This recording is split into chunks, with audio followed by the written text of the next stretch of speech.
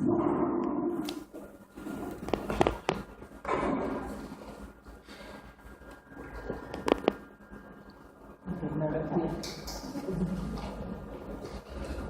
no se imaginan lo que me parece, lo fascinante que me parece, porque resuelven todo.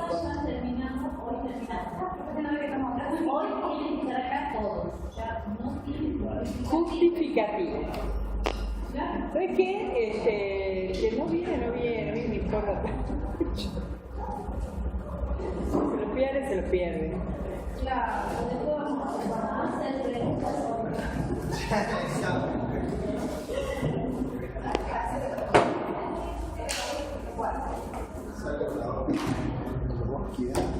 Bueno. Ok. La charla esta se llama ¿De qué diablos habla este tío? Porque esa es la pregunta que dice Umberto Eco, que uno, como obviamente es una traducción española, dice: nosotros siempre tenemos que pararnos al frente de una obra y preguntarnos ¿de qué diablos habla este tío? Y dice que esa pregunta es muy frecuente en el arte contemporáneo, pero que siempre es muy saludable hacérsela frente a cualquier obra de arte, por clásica que sea, ¿no? Entonces vamos a empezar, por eso a mí me encanta esa frase, creo que es lo único que me quedó del libro en la cabeza, ¿verdad? Siempre me acuerdo. Bueno, entonces yo les propongo lo siguiente. Yo voy a trabajar con Umberto Eco, pero hay dos escuelas que analizan, dos escuelas semióticas muy poderosas. Habría una tercera en Estados Unidos, bueno. Pero las dos más fuertes son la francesa, con Derrida, y la italiana, con la figura dominante de Umberto Eco, ¿no? Y dicen, nosotros tuvimos hace muchos años, cuando la facultad vivía otros momentos menos complicados que estos, un curso de posgrado con una auxiliar de Umberto Eco que se llamó Claudia Miranda, y dice: cada vez que se hacen encuentros entre los franceses y los italianos se agarran las piñas por sutileza. De todas maneras, ¿y por qué les aclaro esto? Porque deben haber aquí chicos que están trabajando con Jorge Figueroa, que es muy derridiano, y yo también, aclaro, yo valoro muchísimo, comparto totalmente el pensamiento de Derrida respecto de la relación entre significado y significante y los conflictos que esto crea. Pero yo he elegido Umberto Eco para trabajar porque es mucho más amable y porque él va llevando de la mano, es mucho más didáctico. Humberto Eco es una persona, tiene momentos difíciles en sus libros, pero tiene capítulos muy divertidos también, porque a él le gusta, tiene sentido el humor cuando escribe, ¿no? Y hasta se ríe de sí mismo. Entonces, como mucho más amable trabajar con él que con Derrida. Y como Jorge trabaja con Derrida, digo, bueno, yo voy a mostrar otra perspectiva que no es antagónica, pero no es tan radical como los derridianos. Los derridianos dicen que la interpretación jamás se fija, jamás coagula y constantemente se desplaza. Los italianos dicen no, cuando el desplazamiento es extremo, lo que se produce es otra obra. Es decir, cuando me alejo tanto de la cosa en sí, lo que yo ya estoy haciendo es otro mambo, ya tengo otro mambo en la cabeza. Y en esa radica la discusión. Yo he preferido trabajar como les digo, con Umberto Eco, con su libro Lector in Fábula se llama, es un libro agotado, lamentablemente, que yo lo tenía, lo presté a algún alumno y ni me acuerdo a quién se lo presté, nunca vino. Lector in Fábula, los límites de la interpretación o algo así es el subtítulo. Es muy bonito ese libro. Bueno, entonces yo, ya hecha esta presentación, trabajamos. Lo que va a decir Umberto Eco es lo siguiente, dice: todo texto nosotros vamos a trabajar a la imagen, como vamos a trabajar con la semiótica, y ustedes saben que la semiótica es una disciplina del conocimiento que está íntimamente relacionado con la lingüística. Y, por lo tanto, los semiólogos y los lingüistas siempre hablan del concepto de lenguaje. Y cuando hablan del lenguaje, se refieren al lenguaje hablado o al lenguaje escrito prioritariamente.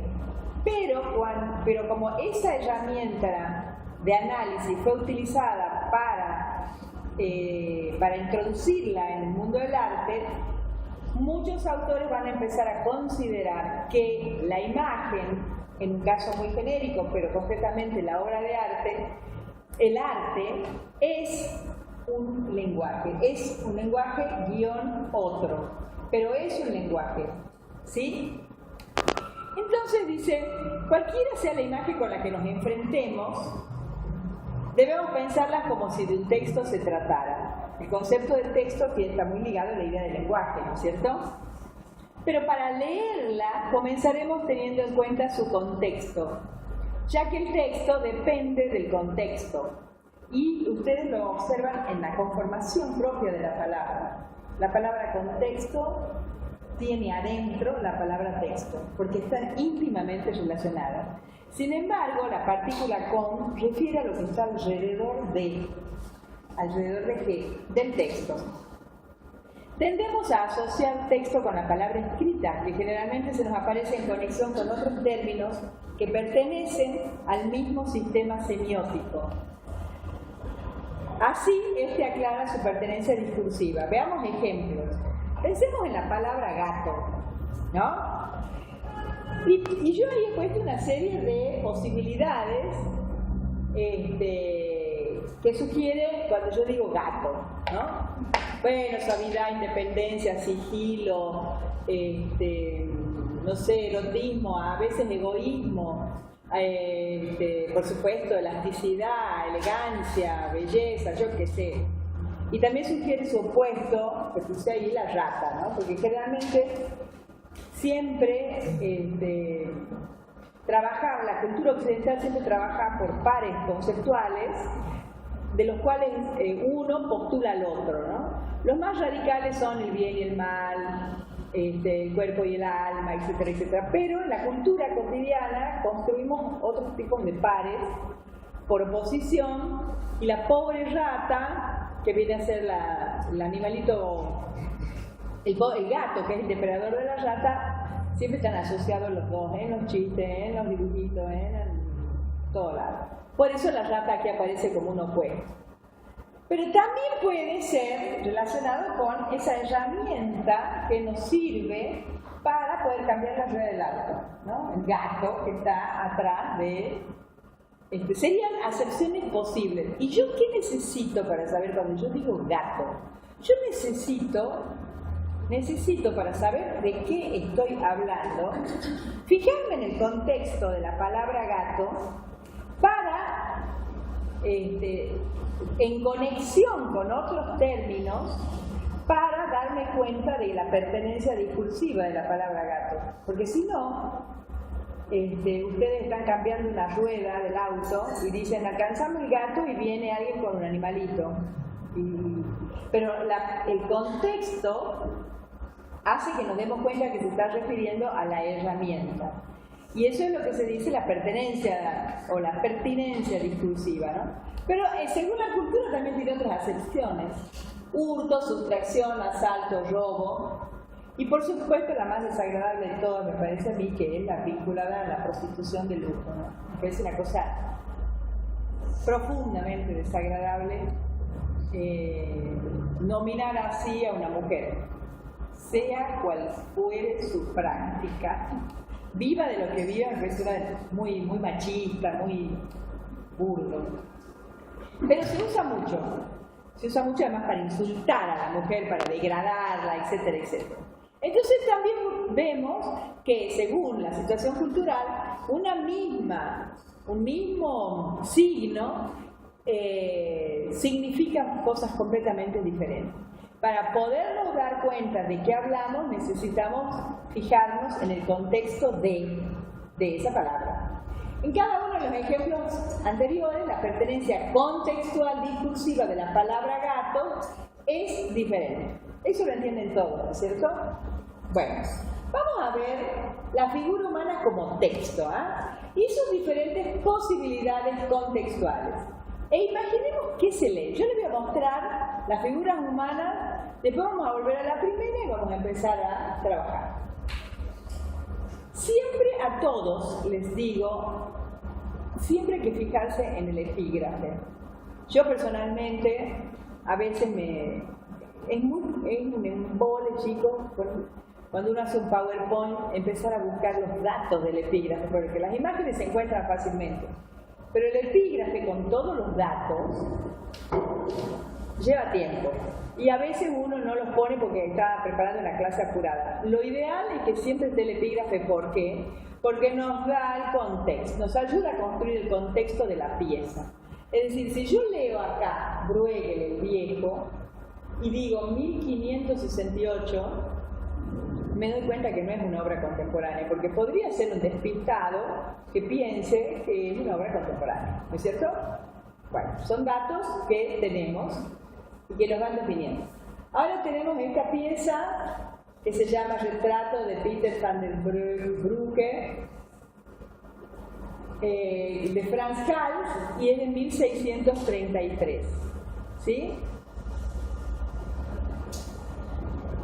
Y ahora tenemos Robert Mapplethorpe, que es un autorretrato que pertenece a una serie de 1988. ¿Cómo la figura humana está presente en los tres, ¿no es cierto? Ahora, ¿por qué ustedes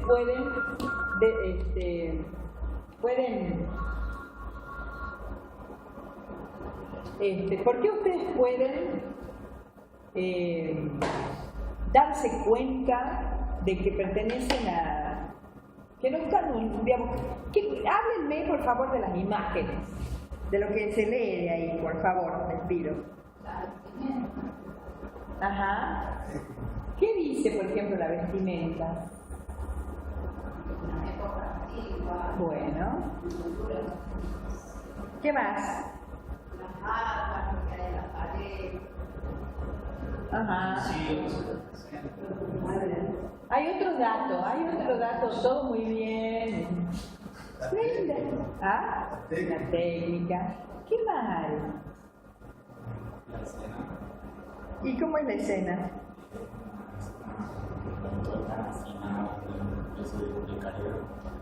¿Y entonces cómo son ellos?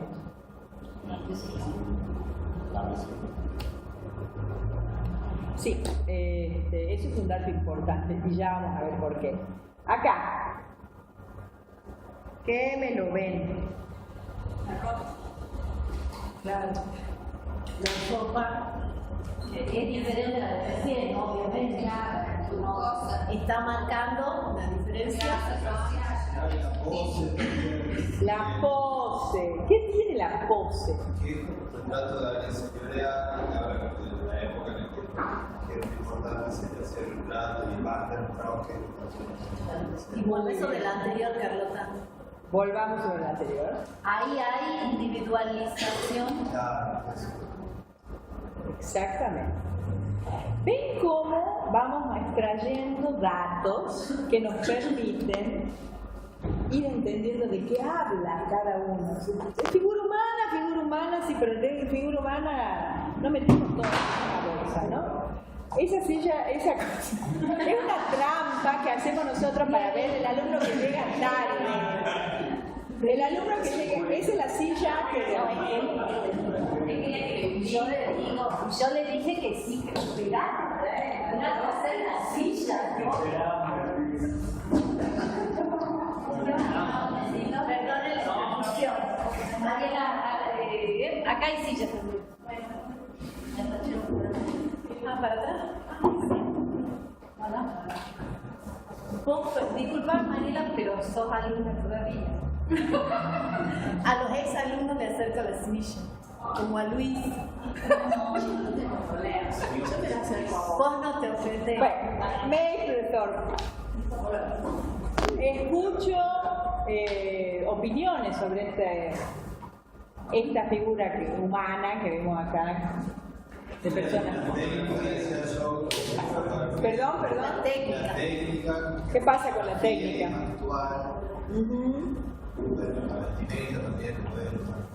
¿Qué más? ¿Cómo? Él siempre anda en blanco. Digo que hay una subjetividad también acá con el tema de bastón, para el bastón, de solo el yo. La vestimenta está negada. Alguien hablaba de la vestimenta, pero está negada. El cuerpo está negado. Ok. ¿Qué más? ¿Qué más pueden agregar? Bueno, si no hay nada para agregar, seguimos. Aquí aparece el contexto de frame, que es un término que usa Umberto Eco en ese libro. Y dice, bueno, la palabra inglesa frame se traduce como marco, pero se refiere específicamente al sistema semiótico contextual de un texto. En este caso, la imagen, ¿no es cierto? Orientando así su discurso. Cuando nos enfrentamos a una de ellas, o sea, a una imagen, debemos preguntarnos, ¿qué frame me activa esta imagen? Cuando nosotros hicimos el curso con Claudia Miranda, jugábamos a estar diciendo, ¿qué frame te activa? Todo era qué frame te activaba. Escuchabas al Palito Ortega, ¿qué frame te activa, Palito Ortega? Jugábamos todo el tiempo, pero era un ejercicio lindísimo porque nos ayudaba a ejercitarnos a que cualquier imagen auditiva, visual, lo que fuera, hiciéramos el ejercicio de ver de qué estaba rodeada para poderla leer lo mejor posible, no delirar. Eso, Carlota, creo que es muy palpable cuando con los olores o los perfumes. Claro. Surge solo eso. Claro. Los olores de ciertas comidas que inmediatamente estoy en la casa de mi abuela. Que a veces me activa el frame de la casa de mi abuela. Y a veces no es una sola imagen, sino es como un torbellino, una cantidad de evocaciones. Entonces ahora vamos a ver el Renacimiento flamenco. ¿Por qué hablo del Renacimiento flamenco? Porque la primera pieza que hemos visto es de Bruegel el Viejo, que era un pintor renacentista de lo que hoy llamamos los Países Bajos, pero en aquel entonces no eran los Países Bajos, era un montón de ducados, archiducados que se vivían peleando entre sí. Y acá esta es una explicación muy somera, ¿no? ¿Qué frame me activa? Me activa esa época en la cual me retrotrae al siglo XV y XVI, la zona norte de Francia, que se hallaba dividida en múltiples ducados y archiducados que guerreaban constantemente entre sí, hasta que en 1548 Carlos V creó los Países Bajos, dividiéndolos en 17 provincias que respondían a los intereses de la clase más poderosa. Lo divide porque se le canta, como se le canta, no le pregunta a nadie, y estaba siempre dispuesto a esas 17 provincias, ¿no? Eran 17 feudos de 17 zonas cuyos habitantes trabajaban para el señor que tenía la sartén por el mango ahí, ¿no? Así, en las manipulaciones políticas de la aristocracia, el pueblo nunca contaba, más que para poner el cuerpo en explotación laboral ilimitada y en guerras en las que defendían los intereses personales del amo. Por eso, en las representaciones de las muchedumbres vasallas de Bruegel, el hombre común no tiene rostro, que era lo que decía Hegel. Acá vemos una boda aldeana. Todos son pobres, pero como tienen tiempo si quieren el día domingo, media hora para festejar la boda. Pero no tienen identidad. Y uno observa que no tienen identidad, no hay un retrato, no existe eso. Bruegel mira al pueblo, mira a la gente y mira una muchedumbre, no destaca a ninguno de ellos. Ustedes saben historia del arte, ¿tienen idea cuándo aparece, cuándo empieza a destacarse el individuo también tiene que saber, claro, siglo XVI, tiene que saber un poquito de economía, porque está vinculado a la economía. ¿Cuándo aparece el retrato?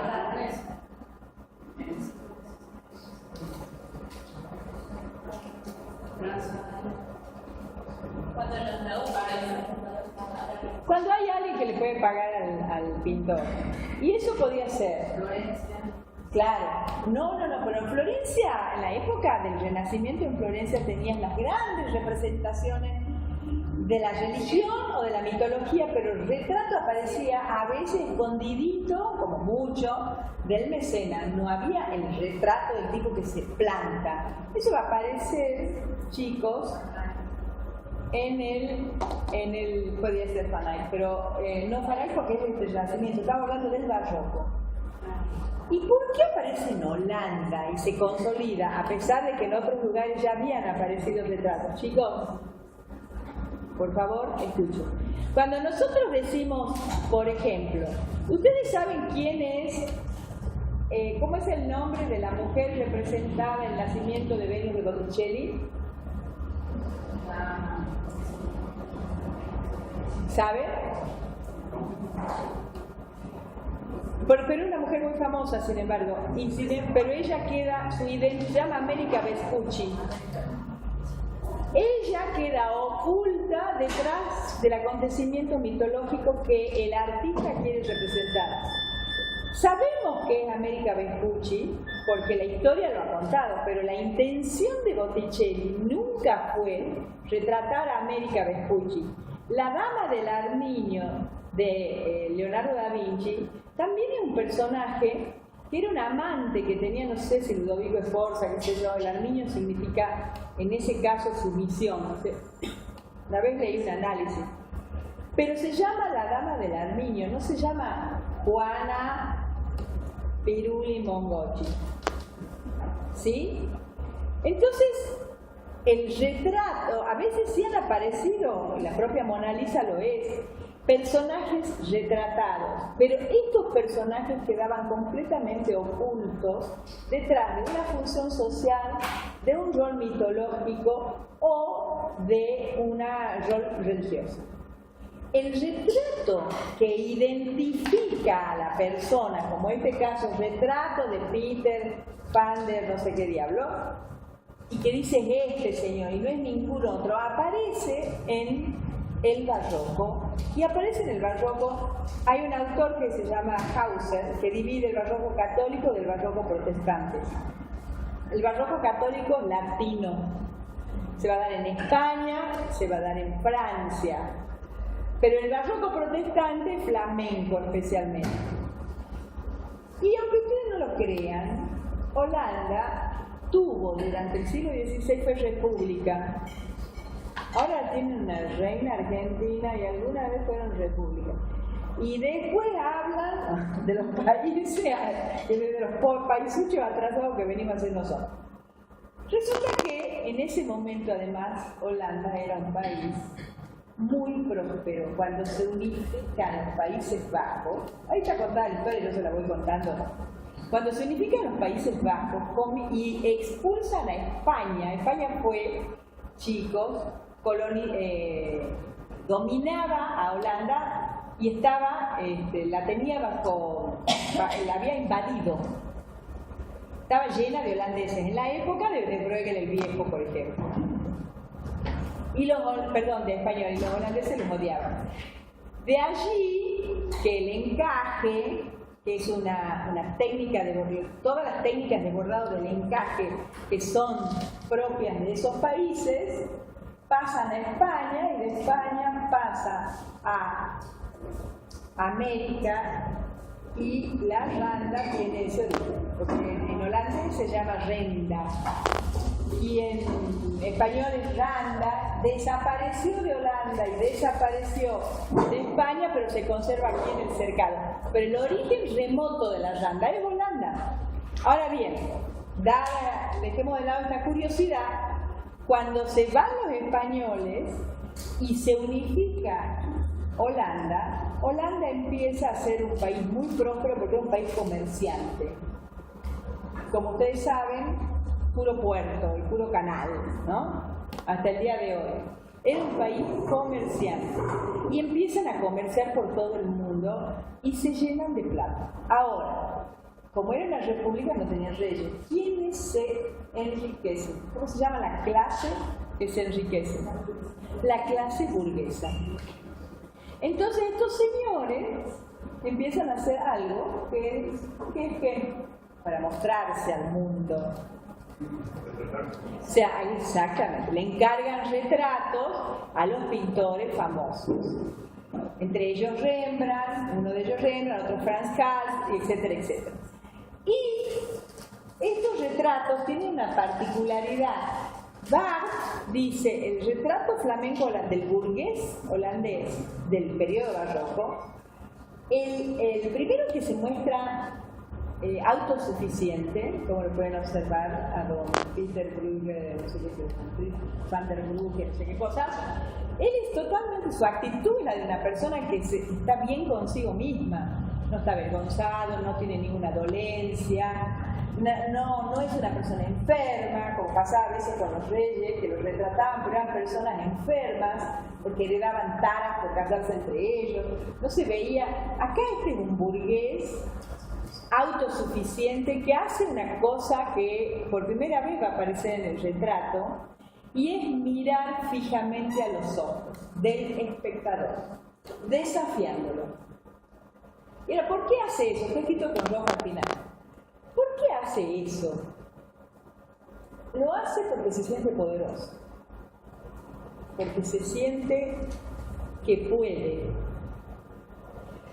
Ahí explica que era se llena de librepensadores. Uno de los librepensadores que llega a Holanda, uno es Spinoza, que era judío, que de otra forma lo hubiesen cortado a pedacitos así y diseminado por el viento. Y el otro es Descartes, que si hubiese dicho lo que dijo, pienso luego existo, en otro lugar que no fuera Holanda, también lo cortan en pedazos. ¿Por qué? Porque lo que va a hacer, lo que hace Descartes, observando esa pujanza de la clase burguesa, ¿quieres decir algo? ¿Asume que de alguna manera tengo un montón, digamos, ahí en esta pintura? No, ya vamos a ver, no.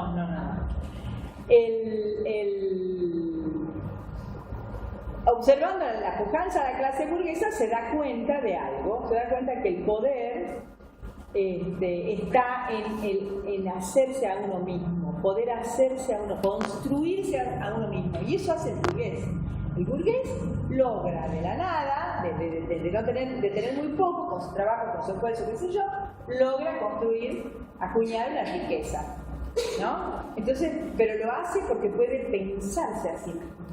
Por eso se dice, la cabeza de Luis XVI comenzó a rodar un siglo antes cuando Descartes pronunció la frase pienso luego existo, porque está postulando que va a surgir una nueva clase que es la burguesa y va a derrocar a la monarquía, porque ya no es que vos el poder se hereda, no, yo me construyo a mí mismo y por lo tanto tengo derecho también a ejercer el poder, ¿no?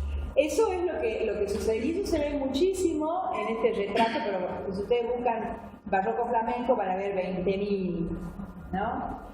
Y hay algo además que nos está hablando de la religión que profesan estos países flamencos. ¿Cuál es esa religión? Son protestantes. ¿Qué me está hablando de eso?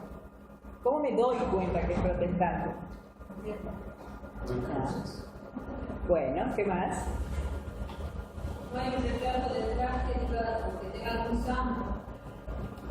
No, por supuesto, ¿qué más? No. Es la ropa negra. Los protestantes, los protestantes originales, no las versiones mestizas que vivimos como fenómeno en América Latina, son muy sobrios. siempre están vestidos de... En eso se va a caracterizar, a diferenciar del barroco católico. Ustedes piensen en la opulencia de Pedro Pablo Rubens, que era belga, pero él produjo toda su obra en España, en Mallorca y en Francia, que viste a sus vírgenes y a todos sus retratados con raso, con telas riquísimas, brocatos, perlas. Son gordos, rosaditos, y además son imágenes muy eróticas, ¿no? Las que hace. Ese es el barroco católico, donde hay una ostentación de la riqueza y el poder. Acá, la ostentación del poder es dada por la actitud del personaje. Y hay algo que dice que es rico, que no trabaja con las manos, que no transpira. ¿Qué es lo que? ¿Dónde está eso? ¿Dónde lo ven? ¿Qué es un señor que cuenta monedas? ¿En qué? Exactamente. En la puntilla y el cuello. Eso demuestra que él no levanta un estibador del puerto, sino un señor que cuenta las monedas cómodamente sentado en el escritorio de su casa que puso. Claro, sí, claro, porque eran llenos de oro. En ese momento, los holandeses siempre, después de todo ese momento de desgracia, les empezó a ir bastante bien, incluso con la monarquía que regresa después. Pero siempre fueron, así son países, un país muy de libre pensadores y bla, bla, ¿no? Bueno, ahí tienen cómo vamos leyendo la imagen. Y ahora veamos a este señor. Ya pegamos un salto muy grande y estamos viendo el contexto, ¿no? Para darnos cuenta de esa imagen leída como texto, buscamos el contexto, es decir, qué frame activa. Lo primero que tenemos que fijarnos es en qué década fue sacada esta foto, es la década del 80. Lo segundo es a qué país pertenece este señor, es Estados Unidos. Y después hay una serie de datos que están en la imagen y que ustedes no han mencionado, me llamó la atención que no mencionen. ¿Cuál es un dato importante que han olvidado mencionar? Y que está en ¿qué? La calavera, efectivamente. ¿Qué le pasa a este señor? Deduzcan. Tenía sida, chicos. Se le ve la cara, esas pintitas, así que, porque estas son reproducciones, pero se le ve el sarcoma de Kaposi. Sarcoma de Kaposi, que es un cáncer a la piel típico de los que tienen sida y que en esos años justamente se detectaba gente que estaba con sida por el sarcoma, porque eran manchitas que aparecían en la cara. Y ahí en la película Filadelfia aparece esa situación que pierde, lo echan porque alguien se da cuenta que esas manchitas son de sida, pierde su laburo. Bueno, eso le pasa a Mapplethorpe, murió de sida.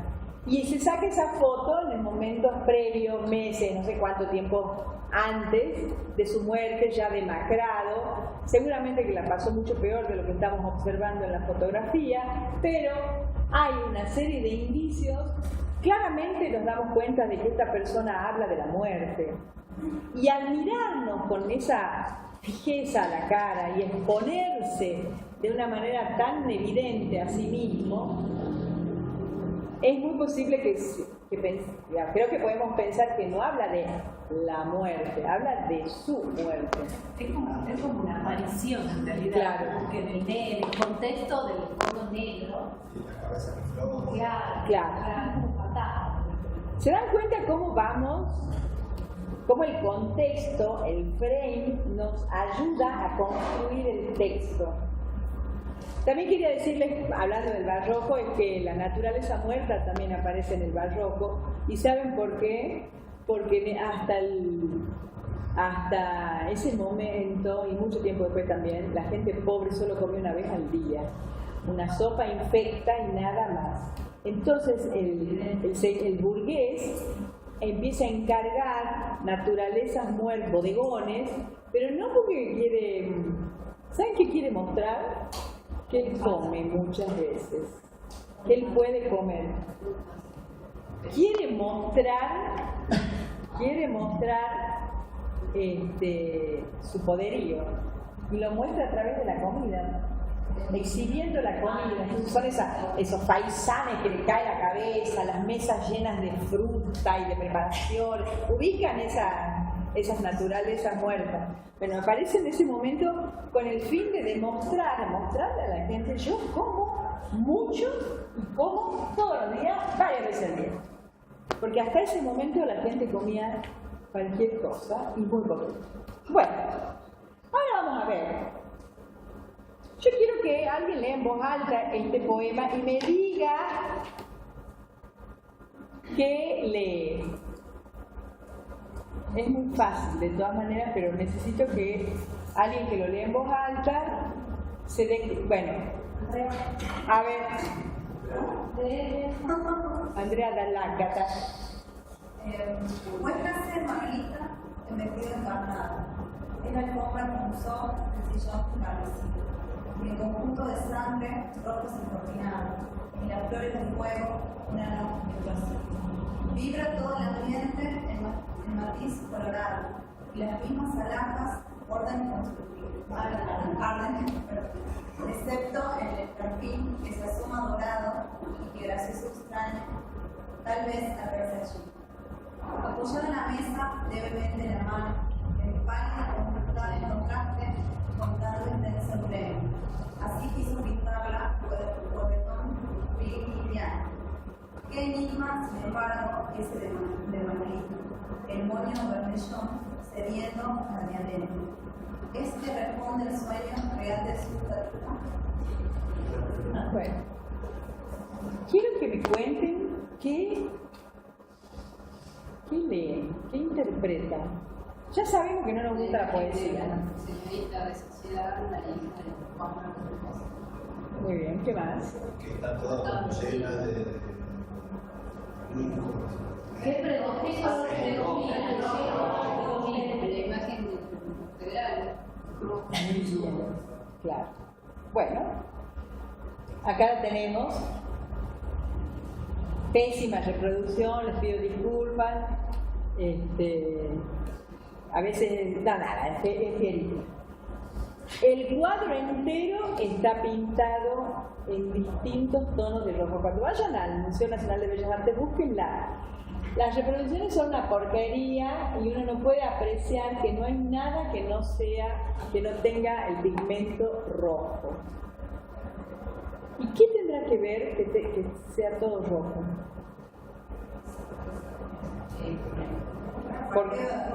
¿Por qué? Por los federales, efectivamente. En el Reino dijeron que en esa época era muy difícil teñir las telas y lo más difícil era el rojo. Entonces también rojo para tener un vestido rojo en esa época era hermoso. Era el sinónimo de luz. Bueno, pero la poesía y el que escribe la poesía es rosista. ¿Cómo te das cuenta que no es rosista? Exactamente. Es que responde a sueños De su tatita, exactamente. Y no. Es que Rosas sueña con ser rey. Eso es lo que está queriendo. Y entonces la hija, que tiene esas florcitas como una diadema, que puede ser una coronita, tal vez fantasee igual que el tatita en ser reina o algo así, ¿no? Pero no nos vamos a meter tanto con la historia, pero ese rojo desde un punto de vista, ya hemos hablado de la historia y todo eso es un aspecto de la lectura. ¿Alguien puede arriesgar algún otro tipo de lectura que exceda el aspecto? ¿Puedo pedir un favor? Que yo sé que yo quiero un vaso de soda bien fresquita, que me traigas. Ay, te agradezco mucho. Alguien que pueda hacer una lectura que vaya más allá de decir, los federales que se vestían de rojo. Vea. Yo cuando empecé a leer el poema me pareció que era de la muerte. La palidez, el rojo, de espinas, las flores. Ok, acá dicen peligro, muerte, Porque también sangre. como de, no sé, a mí me da la impresión como cuando se describe al muerto con toda Las flores, sí, con las pompas. Bueno, es importante que veamos eso porque si indagamos en el contexto, vamos a encontrarnos con varias cosas de ese momento, ¿no? ¿Tienen idea quién es esa señorita que nos mira ahí? Camila O'Gorman. Claro, Camila O'Gorman. Después tenemos un fragmento de que dice el campo sobre aquel campo de horrible carnicería. A ver, voy a ver de cerca acá porque si no lo veo un zorro ya. Revoloteaban cubriendo con su disonante graznido todos los ruidos y no sé qué cosas del matadero y proyectando una sombra clara sobre aquel campo de horrible carnicería. Esto, no sé qué cosa, el principio de la matanza. Bueno, es un fragmentito chiquito de qué libro. Célebre libro. Decime en voz alta, por favor. El matadero de Esteban Echeverría, que no era rosista. Después tenemos este personaje, este soldado que ven ahí. ¿Saben a qué pertenecía? A la mazorca. ¿Y saben lo que era la mazorca? Exactamente, era como la AAA. Era una organización parapolicial que podía caerte en tu casa y matarte si no eras rosista, si no sé qué verdad. ¿Sí? Y aquí al lado tenemos una imagen de una muy mala reproducción de un señor que lo están matando. Ese señor, lo único que nos importa acá es ver que hay dos mazorqueros que están matando a un señor. Ese señor fue un funcionario de Rosa que alguna vez, de apellido Massa, que alguna vez, cuando se distancia de Rosas manda a meter preso a su hijo, Facundo, que no era el Facundo que conocemos, Facundo Quiroga, sino Facundo Massa, y este señor está escribiendo una carta a Rosas pidiendo piedad por su hijo, y le cae la mazorca y lo mata. Al hijo también lo matan y la mujer se suicida. Bueno, esas son por supuesto lecturas que no son precisamente las lecturas revisionistas de ahora, que hay quienes rescatan a Rosas, qué sé yo. Yo he tratado de averiguarlo como me he criado con la lectura antirrosista de la historia, siempre le tengo como cosa, ¿no? Pero me interesa ver otras versiones y he tratado de averiguar, y no nos vamos a poner a hablar de eso, pero acá estoy mostrando de alguna manera el contexto en relación al cuadro que he mostrado y al poema que he mostrado, donde el color rojo no solamente es una elección de carácter plástico, sino de carácter estético, pero en el sentido de estético, no en el sentido de bello, sino estético en el sentido de problema que quiere plantear y poner en juego, de discurso. Nos muestra Manuelita Rosas toda vestida de rojo porque habla de la sangre que hay por detrás. Habla del momento histórico sangriento del rosismo. Porque Prilidiano la pinta, pero no era rosista. ¿Sí? Y elige el rojo punzón. Lo elige porque había que vestirse de rojo en ese momento. Pero además lo elige de alguna manera, o nos permite a nosotros. Dejémoslo a Prilidiano Pueyrredón, eligió el rojo porque había que pintar el rojo todo, porque estaba pintando a la hija de Rosa y de qué color le iba a pintar, azul no. Pero nosotros hacemos una lectura conforme al contexto que rodea ese texto artístico que la vincula con la violencia, ¿no? Como a ella tan nada y sin embargo tanta muerte por detrás. Ella está posando como si nada pasara, pero como el Mundial de Fútbol 78, todo el mundo festejando y centros clandestinos de detención distribuidos por todo el país, gente desaparecida y cualquier desastre. Sí. Hay, a ver, capaz que los chicos la conocen, a la obra para hacer un parangón con la contemporaneidad del uso del color rojo, una obra de brasileño. Ay, perdón, Kelly, no te adelantes. Por favor. No, Sigamos. No, Vamos a ver un ejemplo con Disculpame, Carlota. No, pero quería decir que vuelve a la Bueno. Hay un uso apuntando a una lectura, digamos, a instalar una lectura de Rosas, de todo el contexto de Rosas. Vos lo has dicho, Liliana, no es rosita, no es rosita, pero usa el color rojo. Claro. También haciendo una lectura política, entonces es una versión de la historia, porque vos acabas de hablar de revisionismo. Sí. Yo pienso, Perdón, ¿qué lo quieres mismo decir? eso en el sentido que vos decís que el pintor no es antirrosista, pero si uno no conoce al pintor, no ve el cuadro, siente que existe una cierta ideología de mostrar esa situación. O sea, por algo se elige mostrar esa situación. ¿Qué es lo que puede muestra? Puede ser que sea antirrosista o puede ser que no lo sea, pero al buscarlo, yo creo que alguien pinta algo sobre el cuadro histórico en general tiene su ideología. Por supuesto, O sea, a mí me suena que pero es casi... antirrosista. Bueno, pero piensen ustedes, no sé si conocen los chicos de tercer año, la familia del rey de Carlos V, padre Fernando VII, la familia del duque, del rey no sé cuánto, no sé, de los Borbones, pintado por Goya, ¿no?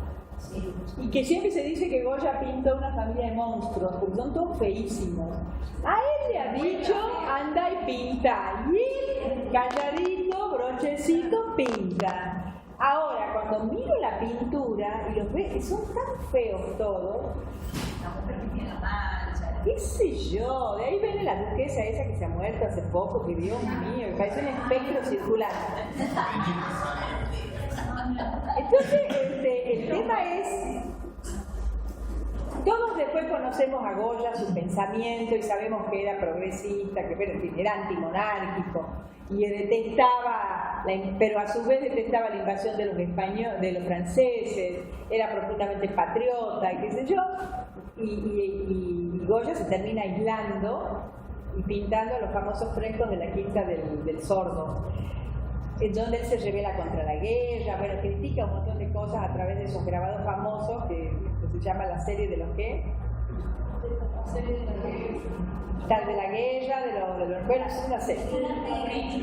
Sí, pero él, cuando fue pintor cortesano, él era pintor cortesano, pero no era un pintor cortesano obsecuente, se quedaba callado.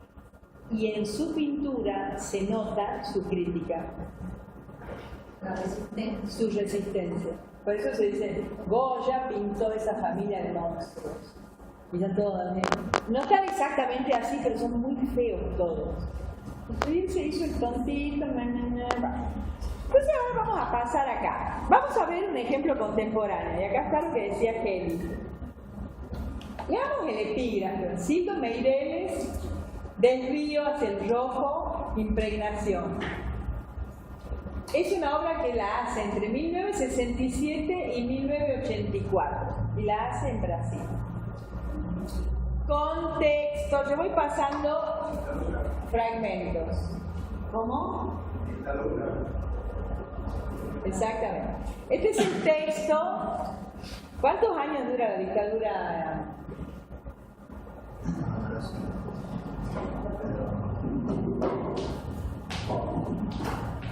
Este es un fragmento de la pieza, ¿no? La pieza es una gran instalación que dura dura todos los tiempos que dura la dictadura, menos 2 años, 18 años. Pero la dictadura, chicos, la dictadura brasilera duró 20 años. Un horror. Como Franco, bueno, Franco 40. Y consta de 3 habitaciones.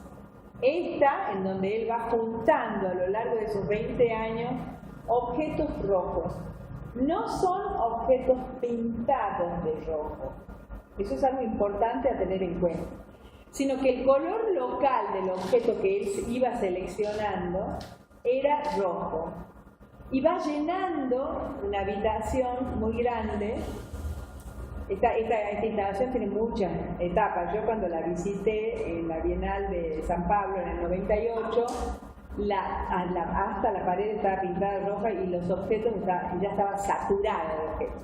Estos son distintos momentos en donde todavía la habitación no está saturada de objetos rojos.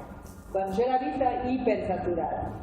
La segunda habitación tiene una pequeña botellita de la cual sale una gran cantidad de líquido rojo, cantidad que no podría ser contenida nunca por esa pequeña botellita, ¿no? Y finalmente tenemos en la última sala un lavabo de cuyo grifo sale agua, sale sangre, sale un líquido rojo que claramente es sangre. Bueno, alguien ya dijo dictadura. Cuando decimos dictadura, ¿qué estamos diciendo además? ¿Qué frame les activa la palabra dictadura? Muerte, tortura, represión, estado de sitio, etcétera, etcétera. Y acá les muestro, bueno, la pequeña historia, muy abreviada, ¿no? Pero a mí me llamó mucho la atención, ¿no? Dice, voy a tratar de leer, hay una parte donde dice, el golpe comenzó en Brasil, una dictadura cívico-militar que duró desde la elección de Tancredo Neves en 1985. El golpe fue ampliamente apoyado por los principales periódicos, por parte del empresariado y los propietarios rurales, un fragmento de la Iglesia Católica, varios gobernadores y amplios sectores de la clase media. Siempre son los mismos actores sociales los que apoyan los golpes de Estado. Los medios de comunicación instalaron la idea de que Goulart, que era el presidente derrocado, llevaría a Brasil a un gobierno de tipo comunista, mientras se decía, lo que es bueno para los Estados Unidos es bueno para Brasil. Naturalmente, los propietarios de tierras y los empresarios también deseaban el control de la economía. Historia archiconocida, cualquiera que agarre y que se emparenta con la nuestra, con la de Bolivia, con la de tantos países de latinoamericanos. Lo interesante de esta pieza es que Sildo Meireles junta objetos rojos durante 18 años. Y los deja de juntar y concluye su obra cuando termina la dictadura. Entonces, ustedes pueden decir, bueno, construye una metáfora sobre la violencia, qué sé yo, pero al plantear también una sala de todo rojo, bueno, de algún modo sugiere que la violencia nos alcanza aunque no estemos involucradas en ella, ¿no? Pero por eso ya vamos a ver a qué momento de análisis pertenece eso. Sigamos. Aquí cuenta la historia, ¿no? Dice, así, entre 1967 y el 84, Sildo Meireles colecciona objetos color rojo que fue reuniendo en una gran instalación. La habitación terminó siendo completamente roja, como una metáfora de que la dictadura había afectado a todos los hogares brasileños, hubieran o no sido víctimas directas de aquello. Ahora, para que estos frames se activen, hay algo que necesitamos tener. A ese algo, Humberto Eco le llama enciclopedia. ¿A qué se refiere? Cuando dice, es necesario tener una enciclopedia. Necesitamos tener... Claro. ¿Cómo? Conocimientos sobre distintos temas donde todo se supone que es verdad, que se han hecho investigación y que es verdadero. Sí, pero tenemos ese tipo de conocimiento, pero también tenemos memoria. Sí. También tenemos memoria objetiva y memoria subjetiva. Si nosotros no tenemos enciclopedia, no podemos entrar en la obra. Y como dice la frase que él utiliza es: el espectador enciclopédicamente pobre quedará afuera. Punto. No hay, de allí aquella, nosotros hemos tenido varias veces alumnos con una gran angustia por producir piezas que fueran comprendidas por todos. Yo quiero que todo el mundo entienda lo que yo hago, qué sé yo. Y para nosotros era como muy complicado, bueno, no complicado, pero nos costaba tratar de hacerle entender de que el espectador también necesita tener pertinencias lingüísticas que le permitan entrar en una pieza. Concretamente, si yo leo un texto en inglés o en alemán y no sé ni inglés ni alemán, no entro en ese texto. No puedo leer Shakespeare en inglés antiguo. No puedo leer, hay en El nombre de la rosa de Humberto Eco hay un capítulo entero en latín.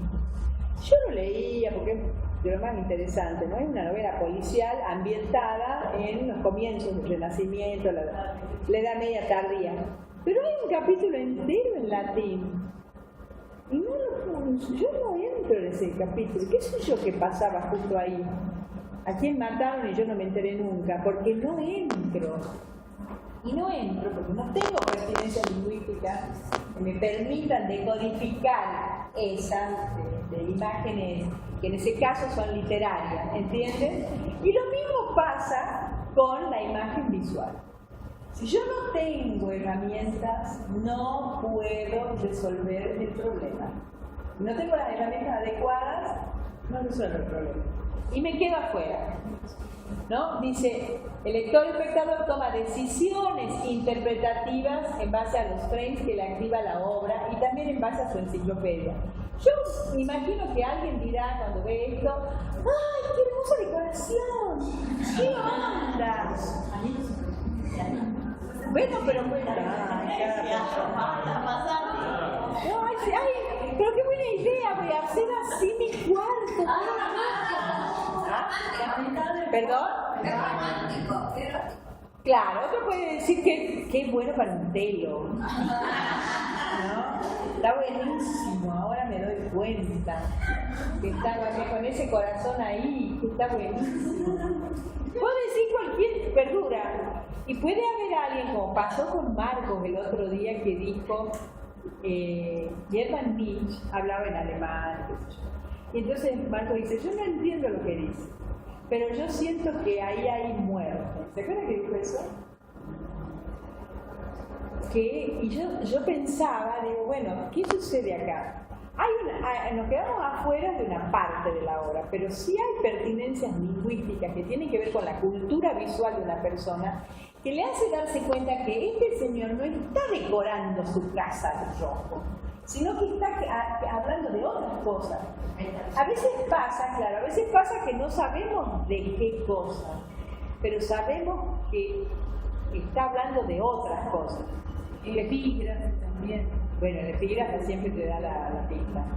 Una vez fuimos con Marcos a una muestra de Feliciano Centurión, un artista paraguayo que residente en Buenos Aires, que bordaba, ¿no? Bordaba, compraba tejidos textiles viejos de abuela, de esos que se compran en San Telmo, y los intervenía con alguna pequeña cosa o bordaba una frase, incluso colchas. Las frases eran ambiguas, pero eran terribles. Y entonces con Marcos, que estábamos los dos ahí, le digo: Marcos, este tipo está enfermo, este tipo se está muriendo. Y me dice Marcos: sí. Pero no sé si Marcos me lo dijo a mí o yo se lo dije a él, eso tal me acuerdo. Pero los dos acordamos que nos dábamos cuenta que ese tipo se estaba muriendo. Y efectivamente, acababa de morir de SIDA y Lumière Mayer le había organizado esa muestra a Feliciano Centurión. No hablaba de muerte, pero se la sentía. Y yo podría, busquen Feliciano Centurión si ustedes quieren en Facebook, y uno puede decir: bueno, está bordando cositas, borda. joda, y otro o escribe poesía, no sé, escribe frases. Y de repente sentir que ese gesto es un gesto de muerte. ¿Dónde está leyendo? Primero, ahí hay una cultura visual, ¿no? Pero también era los 90. Los tempranos 90, debe haber sido 95. Y el SIDA, había ya varios artistas argentinos que habían muerto de SIDA y estaban muriendo del SIDA, ¿no? O sea, hay un contexto que también hablaba de eso. Pero son cosas que surgen porque uno tiene cultura visual. Sin embargo, hay gente que puede llegar a pensar que es una hermosa decoración para una casa y listo.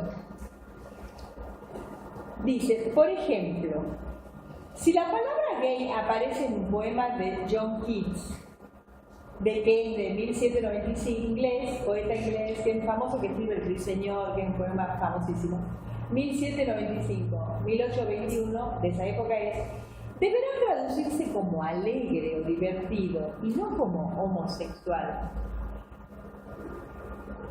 La comunidad homosexual de San Francisco adopta esa palabra en la década de los 70 como síntesis de good as you, bueno como tú, quitándole la connotación peyorativa que tenía en la sociedad inglesa de fines del siglo XIX y comienzos del siglo XX. Gay es good as you, no es alegre. Por supuesto que, teniendo en cuenta cómo se clasifica, cómo se ve al homosexual, la palabra gay sugiere, incorpora la palabra alegría, alegre, con una connotación peyorativa porque es la persona liviana, la persona ligera de casco, pero en fin, lo que ustedes quieran, cuando en realidad tiene otro origen. Y cuando la leemos en un poema antiguo, no tenemos que pensar, cometeríamos un error interpretativo gravísimo si pensáramos que John Keats está hablando de homosexuales. Y es ahí en donde nosotros tenemos que saber activar nuestros frames y tener una enciclopedia mínima, porque si no se produce una confusión de la lectura, de la interpretación, que es gravísima y que muchas veces se da en la gente que no está adiestrada. Bueno, nada, se da. Sigamos. Dice, ¿se puede cambiar el sentido original? Sí, pero al hacerlo se hace otra operación y se crea otra obra, que es lo que yo les decía, que es la posición de Humberto Eco. Mientras que Derrida habilita y piensa que al desaparecer, al romperse la estructura,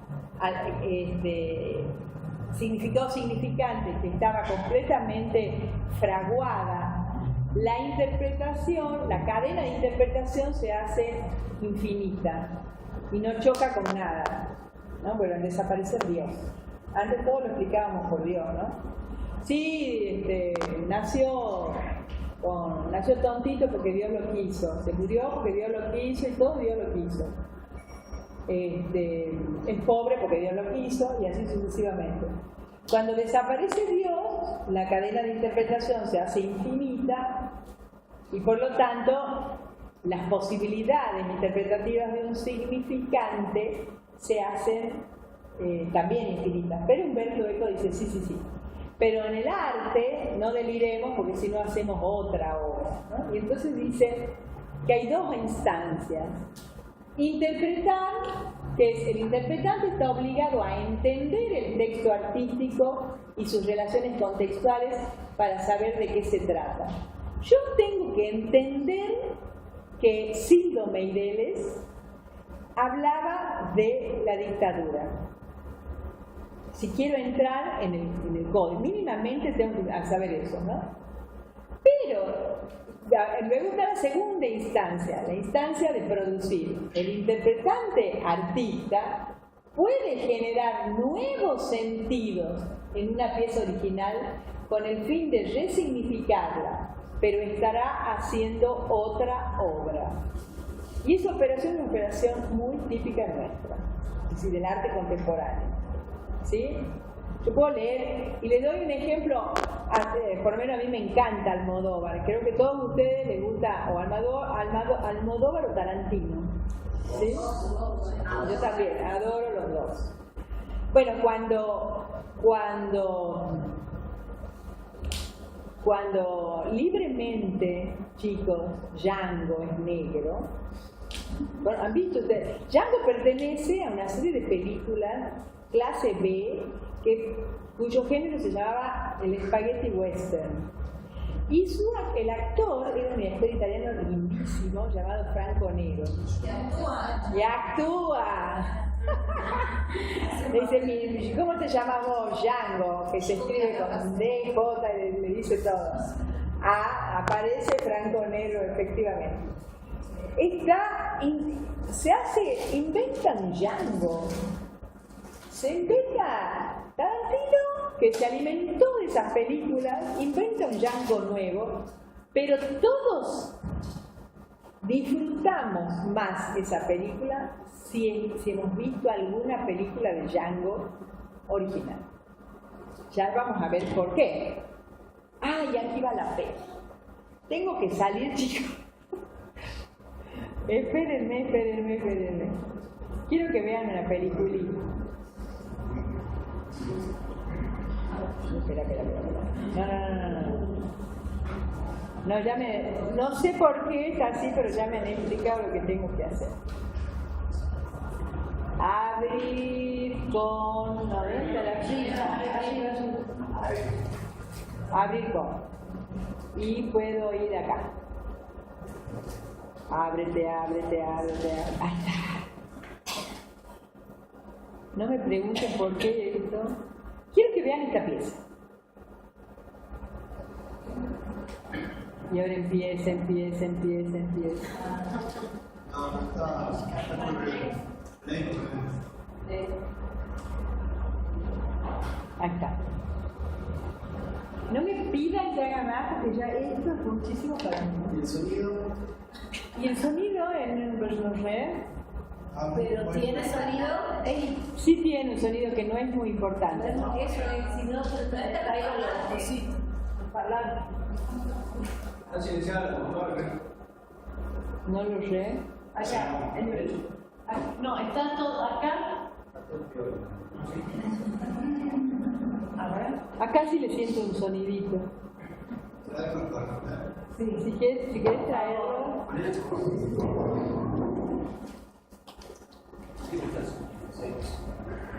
Ahí abajo, ¿dónde estaría con el sonido de la compu? 1.250.000. ¿Cómo hace para leer todo lo que...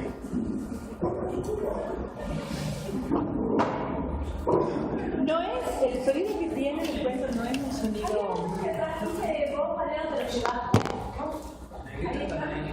¿Filmando esto? Sí, eso anda. Yo no sé cómo estará la batería. ¿Dónde se pone? Aquí sí. Acá está. El verde por lo general es el...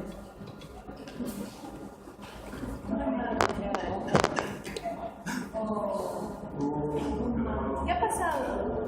Toqueteado. El cañón, fue el cañón. No importa, que volvió a tocar. Pero espera. Está en verde, ¿qué ha pasado? ¿Se desenchufó? Es que esta computadora no la manejo yo. Acá están los volantes negros. No sé. Está encendido, ¿eh? ¿Ya lo apagaste? Se apagó recién. ¿Qué bueno, saca eso? No, es que no hay ni luz roja. Ni luz roja ahí, espera. No todo. Se sobrecalentado. Perdón, Espera. No, has tocado algo. mi intención era buena. Si está enchufado, Geli, porque acá... ¿Está enchufado? Está, sí. Sí, pero ahí está. Y ahora de nuevo. No. Ahí está. Ya se enciende.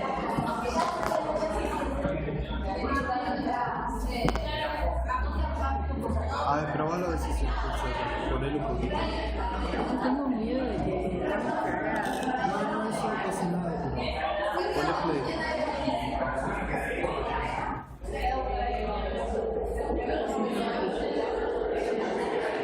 Ahora, ¿qué ha pasado con esto? No, pero ya se termina de cargar. que pasa es que debe ser que se aflojaron. Chicos, tienen que hacer silencio. Yo lo voy a atrasar un poquito. Por favor, le voy a pedir a todos, escuchen por favor. Quiero que la miren bien. Y después vamos a hablar. Miren bien. A ver si ustedes ven los signos que tienen que ver.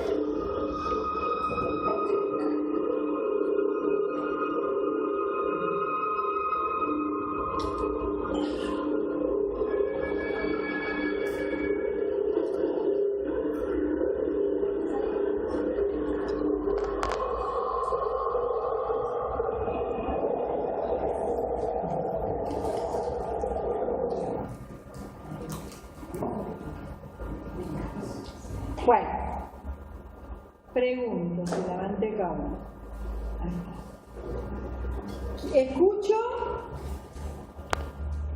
lecturas. Para mí, o sea, la iglesia quería siempre un título. ¿Cómo es el título? Asunción, bueno, la cosa es que es como hay un muerto, digamos, el alma sube, no sé. Ok, ¿quién más? Me llama la atención que justo en el sector que es el crucero de iglesia, que es donde se cruza Sí. por nave, Sí. que es el lugar que se supone que es como más, no sé si más sagrado, pero tiene como una importancia, ahí se pone el altar, y que quiere decir como la luceridad, la arquitectura de la iglesia está pensada de esa forma, para que la mirada siempre vaya hacia ese lugar sagrado, donde se ponía y que hablaba y Claro, el espacio físico, vos estás hablando, claro, características arquitectónicas. Ok, aquí Mariela dice algo. A mí me parece que se siente el sonido de la naturaleza como un viento muy fuerte, que hablara de la alta montaña, que hablara con algo más natural. Chicos, por favor. Pero digamos que la iglesia. Muy bien, acá.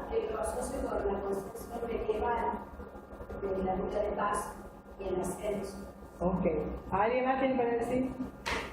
Quiero que me digan, cada uno, cuando Elena, por ejemplo, dice, lo asocio con la concepción medieval de la vida como paso y el ascenso. ¿Cuáles son los frames que vos has traído, has activado para pensar así?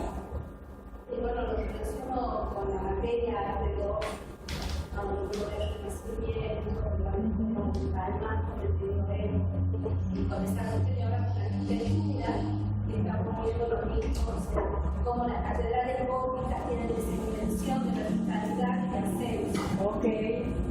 Ella activa su frame de la historia del arte y también hay otro frame que estás activando y que no te das cuenta. La religión. ¿Quién más? Claro, porque el entorno es precisamente lo que iglesia. Exactamente. Muy bien. también viene el polvo, el mito bíblico del hombre hecho de polvo, y que ese polvo se da una característica política, mágica, Ahí está relacionado con todos los fenómenos naturales que pueden dar, Ok, ¿qué es lo que dice Mariela? Es lo que es como el fin de todo, no sé, la ascensión, todo. Ok. Así está que se termina en un tubo. Ah, sí, sí, yo también pienso lo mismo. Yo adoro esta obra, pero yo la perfecciono en mi cabeza todo el tiempo. Y pienso, si Anish Kapoor no pudo sacar las cosas que a mí me molestan, no tengo que ser tan exigente con mi trabajo, porque él no pudo hacer que le caben un pozo en la iglesia y que un... Ah, bueno, a mí me molesta la plataforma y me molesta también el costo que hace. Tendría que estar disimulada en la iglesia. Varias cosas, se puso industrial, más allá de que use materia pura y hermosa. Bueno, pero no hablemos, evitemos hablar de Anish Kapoor, hablemos de la obra. ¿Alguien tiene algo para agregar? Vamos a volver a la diapositiva anterior que dice: el interpretante está obligado a entender el texto artístico, sus relaciones contextuales para saber de qué se trata. Es el ejercicio que estamos haciendo, ¿no es cierto?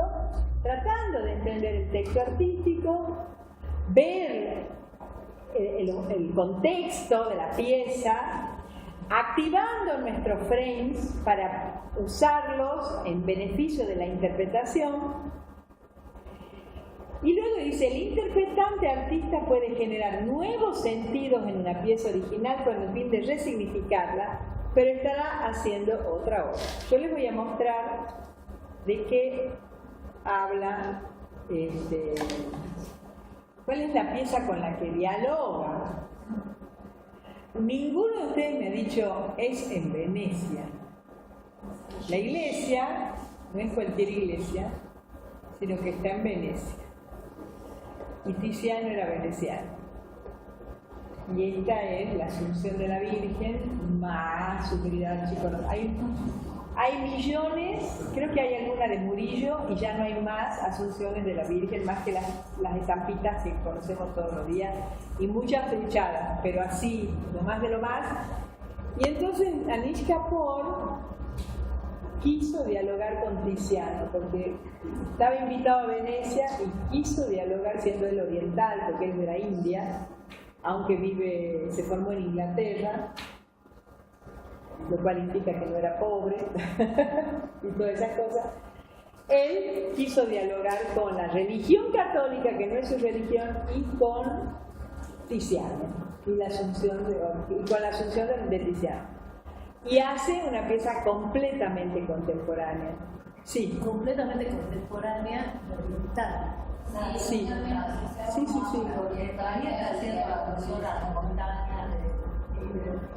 Vos sentís eso, pero la verdad es que él quiso dialogar con Tiziano. Vos sentís eso. No puedo decir, es lo frente que a vos se te activa por una cuestión de tu memoria subjetiva. Pero si tenés cuidado, porque nosotros, cuando nuestros friends vienen a nosotros, tenemos que ser capaces de decirle no a lo que no corresponde, a lo que no va. Son cosas que nos sirven a nosotros, pero que no están en la pieza. Lo que quiso hacer Anish Kapoor, yo busqué una cita extrema, ¿no?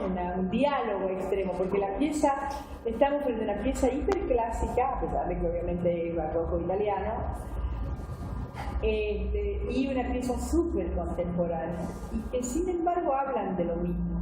Pero además la intención de Anish Kapoor era dialogar con esto. Dialogar con la religión católica y dialogar con Tiziano. Sí. Lo primero que nos preguntamos ¿por qué le dieron permiso?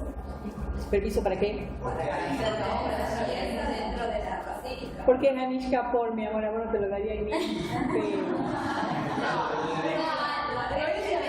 ni a vos, ni a mí, ni a Pero vos estás diciendo que dialoga de esta pieza. ¿Qué es lo que dice Heli? Desde su cultura oriental, Dialoga con la iglesia católica, con la religión y con la Virgen, por eso.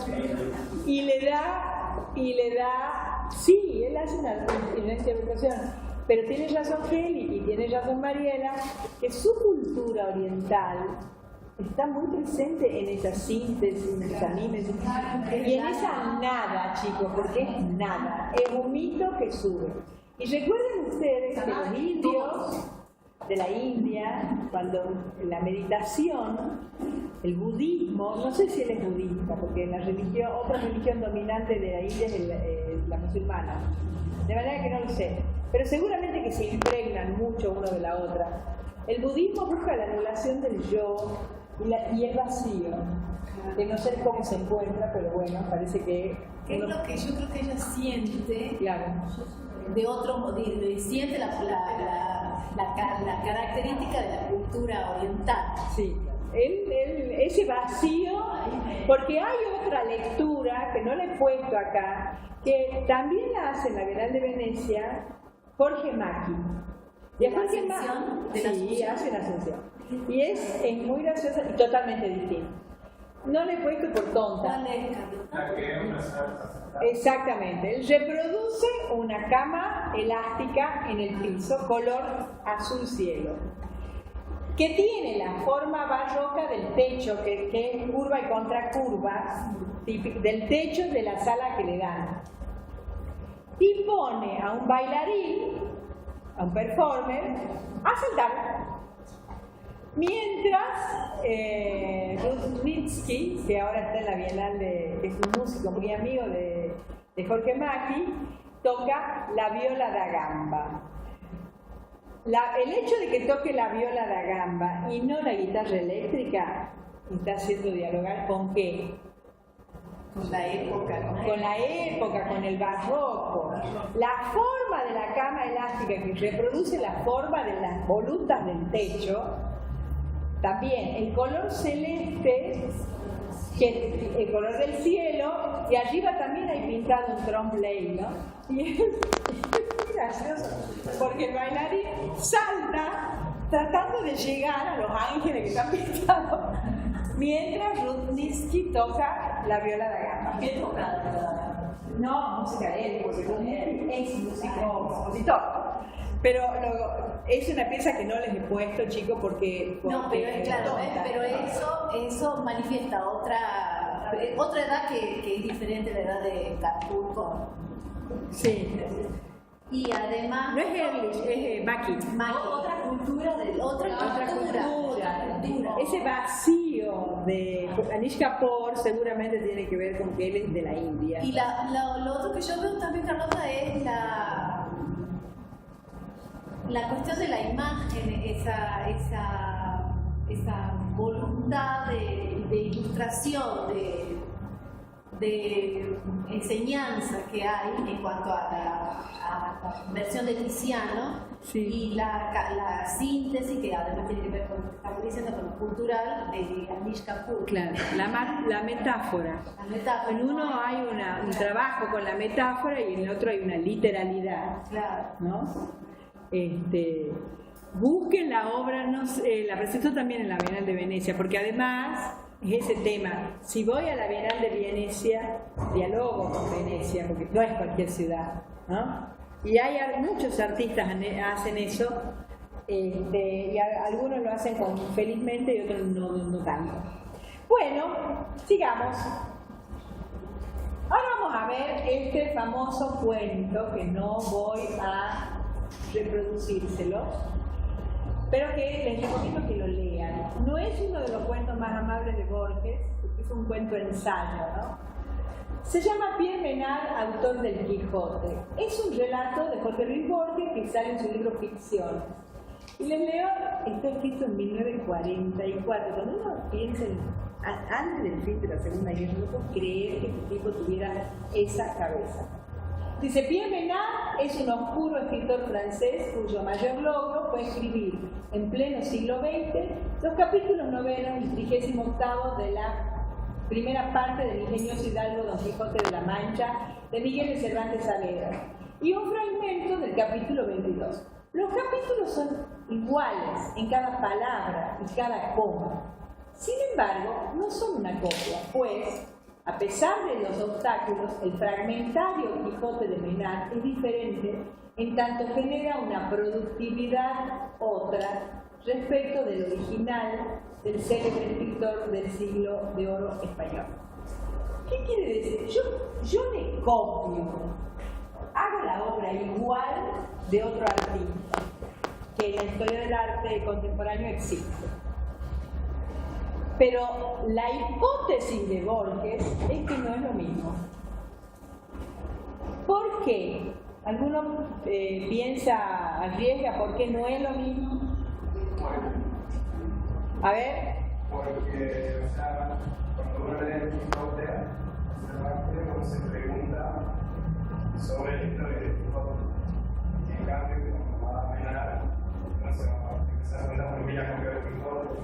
Entonces, la pregunta sobre lo mismo es diferente. Claro, por lo tanto son obras diferentes.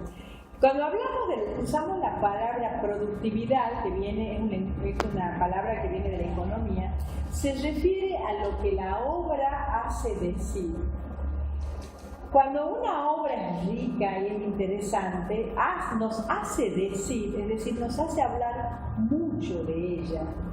Cuando una obra es pobretona, básica, sin vuelo, sin vuelo poético, no hablamos mucho, no nos detenemos. Generalmente se dice, cuando uno habla mucho de una obra, por lo menos ya empieza a tener algo, porque nos ha hecho que nos detengamos. A eso se le llama productividad. Entonces, la productividad de la obra original refiere a las aventuras de Sancho Panza y Don Quijote. Y la productividad del Quijote de Pierre Menard refiere al gesto. Porque uno dice, ¿por qué copia? ¿Por qué quiere hacerlo igual? ¿Qué es lo que está buscando? No nos importan las aventuras, nos importa que hay un personaje oscuro que quiere copiar, que quiere volver a decir algo. Y efectivamente logra volver a decir algo y lo logra decir en un sentido diferente. ¿Qué es lo que acabamos de ver? Acá es muy radical la diferencia desde el aspecto formal, pero hay muchos otros artistas que hacen la misma obra. Hay un artista que se llama Louis Lowler, que tampoco lo puse en el pen, que directamente va y le saca fotos a una obra de Jackson Pollock. Lo único que hace, o a un conjunto de obras todas juntas de Jeff Koons, lo único que hace es descentrarla. O saca una obra de Jackson Pollock que justo estaba puesta sobre una porcelana rococó en un museo X. Entonces lo sacan los dos. Y el nombre es Pollock y el autor de la porcelana rococó, que de hecho, como es original, es muy cara. Ella va y le saca la foto a obras de otros. Y hay quien saca la foto de otra fotografía. La hipótesis de Borges es que ni aún así la obra es la misma, porque hablamos, lo que decimos de la pieza es completamente, de una pieza y de otra es completamente distinto. A ustedes les puede parecer que no les interesa esa operación y tienen todo el derecho. Lo que sí tienen que hacer es entenderla, saber por qué se produce, conocer su sentido, para no pensar, está copiando, como muchas veces sucede. Y aquí les voy a mostrar esta otra pieza que tenía la peliculita, ya no la tengo, es la famosa Marina Abramovic, que ella en este momento, o hasta hace poco, estaba en Buenos Aires, en la Bienal de Performance, y ella hace esta pieza, revisita una famosa performance hecha por esta artista que se llama Valier Sport, Action Pants, Genital Panics, donde ella en pleno auge, miren la fecha, 1968. Quiero que me hablen del contexto. ¿Qué frente activa la fecha 1968? ¿Qué? Muy bien, ¿qué otro? Mayo francés, muy bien. Más cosas que les activen. Las feministas, rápido. En esa época ha sido el CDF de la fábrica. Eso es a principios del siglo XX, que es por el día del 1 de mayo. No. ¿Qué otra cosa puede ser? Puede ser la pastilla anticonceptiva que se empieza a consumir, ¿no? Puede ser la minifalda. Exactamente. Los movimientos feministas, el auge del movimiento, el existencialismo. ¿Conocen alguna filósofa existencialista muy famosa que haya escrito sobre la mujer? Simone de Beauvoir. Ustedes saben que Jean-Paul Sartre y su esposa participaron como ideólogos del Mayo francés. ¿Saben eso? Entonces, cuando uno mira esta pieza de esta jovencita muy hermosa, que es una mujer mayor, que ella apareció así delante de un montón de hombres y se sentó así delante de los hombres. Y los hombres empezaron a levantarse e irse. Y ella lo hace porque y tiene un arma, porque tiene que ver con la metáfora de la toma del poder, ¿no? Por parte de la mujer. Soy mujer y tomo el poder. Y soy mujer y soy amenazante. No soy sumisa, ni soy una tierna ni soy tu sirvienta, ni soy, todo lo que ustedes puedan poner. Y exactamente la misma performance la hace en 2005 Marina Abramovic en el MoMA, creo que iba, la verdad es que ni sé. Nada. Creo que es en el Google, creo que es una curaduría que se hace en Google. Donde ella revisita performances muy famosas. Acá estamos frente al caso de Pierre Menard, autor del Quijote, porque acá el sentido es muy radical. Podemos sentir que hay una cierta cosa ingenua, ¿no? De esta jovencita muy hermosa que quiere parecer mala y se bate el pelo para parecer más mala. Totalmente. ¿Sí? Claro. No, a ver, no entiendo la pregunta. ¿Qué es lo que cabe? Interpretar no puede hacer la copia de la otra, si cambia. Claro. Cambia el contexto. Sí, eso es otra es potente. Sí. Igual Sport también está haciendo, o sea, por el título, digo, tiene algo que ver con Ella pertenece a un grupo del feminismo, muchas artistas, pero no es paint. Pero sí establece juego. Porque Jackson Pollock fue un artista que lo comentábamos ayer, muy machista y que su manera de pintar se hizo muy famosa. Por eso es uno de los antecedentes de la performance. Se conoce mucho su pintura porque es muy famosa, pero lo que no se conoce tanto es lo que estaba antes de la pintura y que eran gestos que hoy se consideran performáticos. Lo hace a finales de la década de 40 y lo hace hasta el fin de su vida. Pero fue muy revolucionario en su momento. Y las mujeres artistas le empezaron a contestar, que es lo que mostraba ayer Guadalupe Zapatier. Le contestan porque eran muy machos. Y les conté yo ayer que hay una crítica de arte que dice que Jackson Pollock pintaba sobre la tela yacente en el piso, el cuerpo de una mujer, y arrojaba la pintura cual macho que arroja el semen. Y así surgía la obra de arte.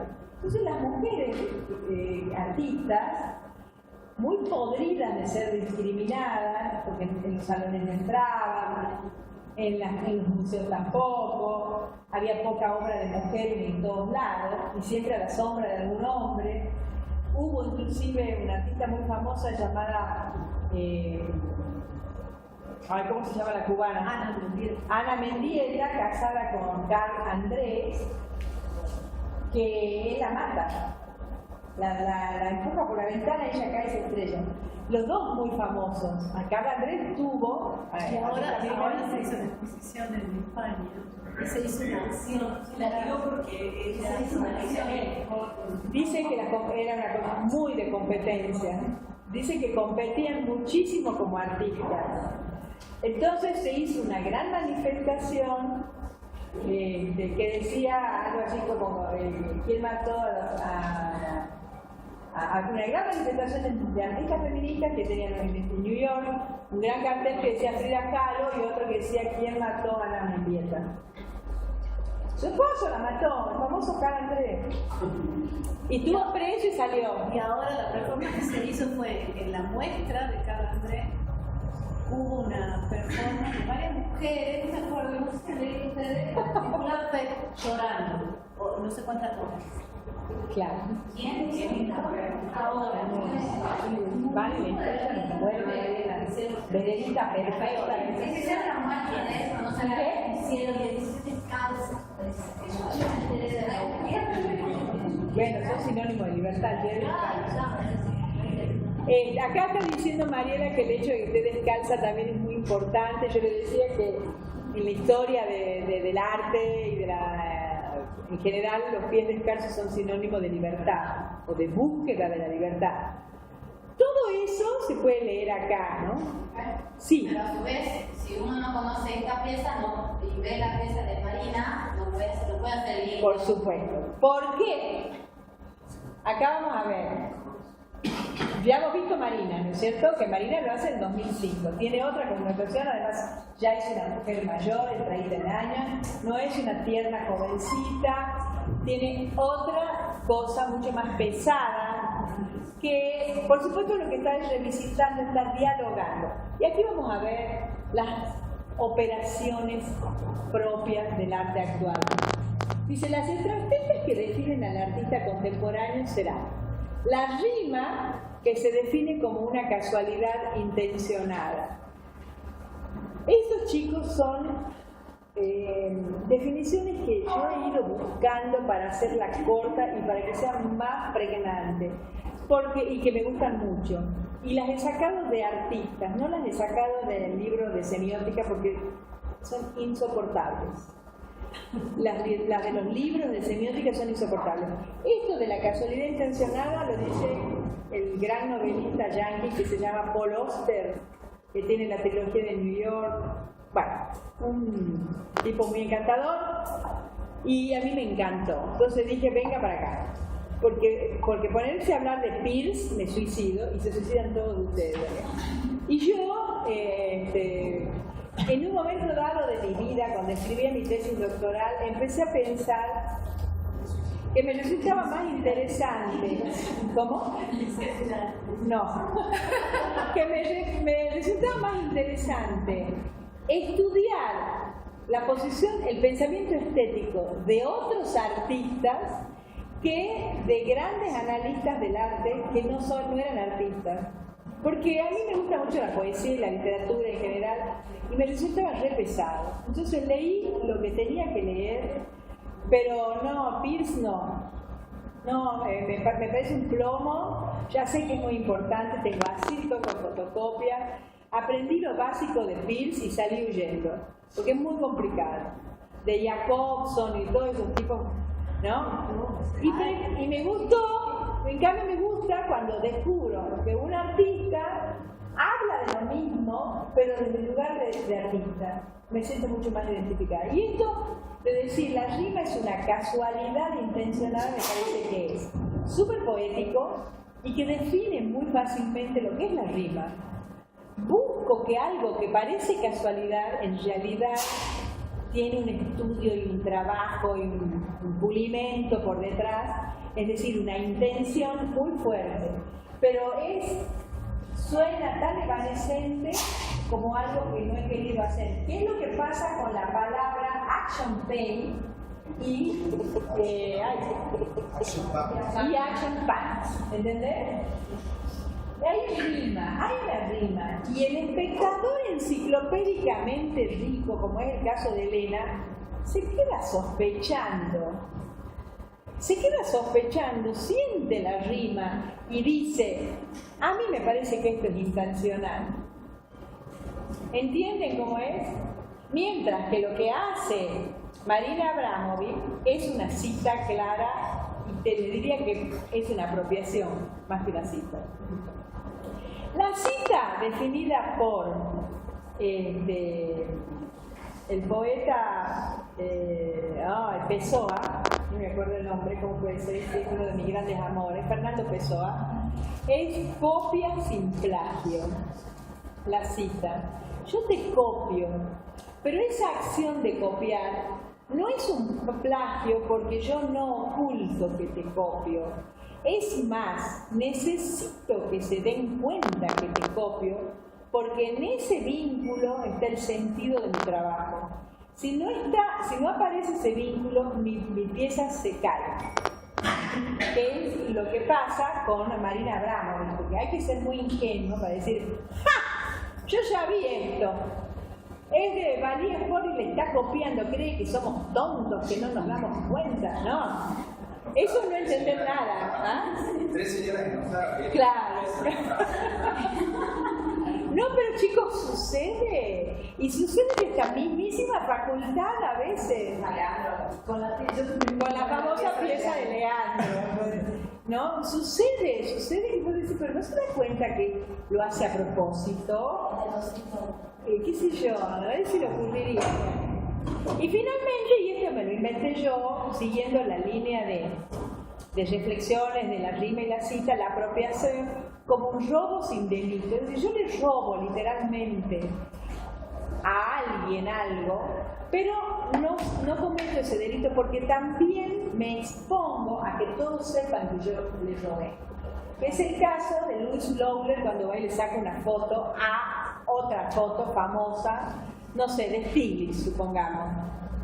Que sepan que lo hizo. Y cuando uno sabe que lo hizo, no reflexiona sobre Stiglitz, por dar el ejemplo, sino que reflexiona sobre la imagen, sobre el sentido del arte, sobre qué es la fotografía, sobre si la primera fotografía fue testigo de un hecho real, la segunda es testigo de qué es. O sea, hay muchas preguntas que nos empezamos a hacer y que no son las mismas que nos hacíamos cuando vemos la fotografía original de Stiglitz o de lo que fuera, o de quién fuera, ¿no? Saca... ¿Ah? ¿Perdón? La fotografía es que la primera, digamos, está en una ventana. No, es una fotografía de una mujer de la época del 30, que es una mujer con su hijo y que no tiene trabajo, y tiene como 5 hijitos, y es la cara, y es una mujer joven con 5 hijitos y le sacan. Es muy famosa esa foto. No, puse el ejemplo porque no sé de quién es esa foto. Bueno, es una foto. Sí, es una foto muy famosa. ¿De quién? Dorotea. Bueno, yo no me acordaba porque además no soy una experta en fotografía. Dorotea Lange. Va y le saca y vuelve a la misma foto. Y me dice, ¿me estoy tomando el pelo? No. Dorotea lo que quiso es mostrar el drama de una mujer que no tiene trabajo en la depresión del 30 y tiene como 3 o 4 hijos. Y está ahí, sola ante el mundo, sin nada, y sus hijos que están esperando que ella haga algo. Eso se le ve en la cara. Lo que hace Louis Lowler es que ya no es testigo de ese hecho dramático, esa situación dramática, al contrario, vive en una sociedad próspera, es hablar de otras cosas. Entonces, hay un robo, porque la imagen es la misma, pero no hay delito, porque la forma en que yo puedo comprender la obra de Louis Lowler es entendiendo que está planteando un diálogo con Dorotea. Y dice, como homenaje respecto de Cervantes Saavedra, el citante adopta una actitud de subalternidad con el citado. Me pongo en eso, soy subalterno de, si no, no me entienden. Ya que aquel dialoga con este, y en ese diálogo aparece algo nuevo. Sin embargo, estas operaciones se anulan o neutralizan cuando la enciclopedia del espectador es pobre.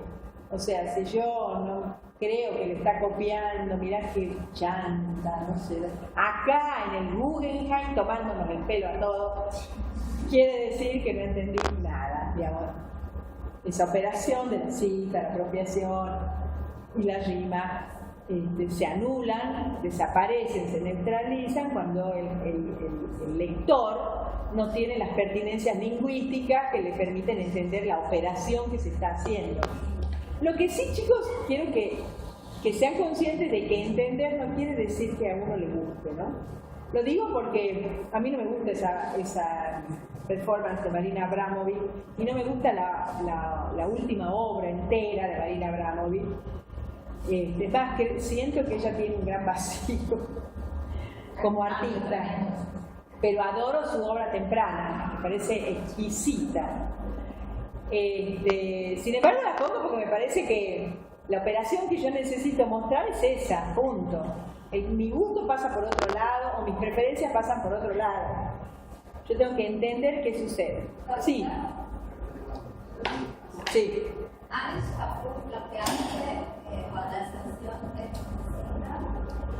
Yo creo que hay una rima más bien. Lo que sí sé Lo que sí, yo creo que es más bien una rima. Lo que sí sé es que él dijo, voy a Venecia, voy a una iglesia, voy a trabajar con la Ascensión y voy a trabajar a partir de Tiziano. Él sabe que va a hacer eso. Aparte, sí. Que se quiera, ¿cuál es la diferencia entre cita y apropiación? Porque la cita es más leve, la apropiación es más descarada. Yo voy y te saco a vos algo. Cita es un diálogo como más civilizado. La cita, Yo creo que es una cita. O sea, la apropiación para ella, porque hay una Ubicarse sus propios reacción. hay un diálogo, Carlota hablaba de diálogo. Hay un diálogo en todo el sentido de la palabra, me parece a mí, porque él habla desde su cultura, su visión de la situación. En cambio, la apropiación me parece que es más evidente, los resabios, La Abramovich, por ejemplo. claro, los resabios, Eso casi claramente. Miren, a veces no se sabe bien qué es cada cosa. Y discutiremos mucho tiempo porque esto no es una ciencia exacta. Sin embargo, yo sí me doy cuenta que Marina Abramovich está trabajando con la apropiación, no con la cita. Y hay una variante, Nosotros ya discutimos. ¿Ah? hay una variante, la de Abramovich, que es la ametralladora. Pero sí, ¿y la otra qué tiene? Tiene un arma, ¿no? Sí, tiene arma, pero Mira. Tiene arma, pero no. No tiene una bazooka de esa que los yanquis pueden comprar caramelo y un tanque Sherman para llevar a la escuela.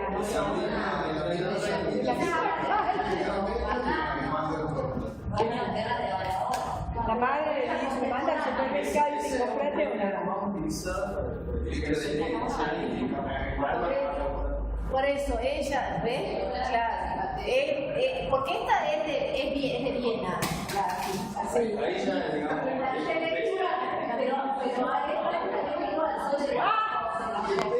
Y esta es un arma de invadir Afganistán. Claro, esta es típicamente ya contemporánea. Que de todas maneras se compra en el kiosco de la esquina, les cuento.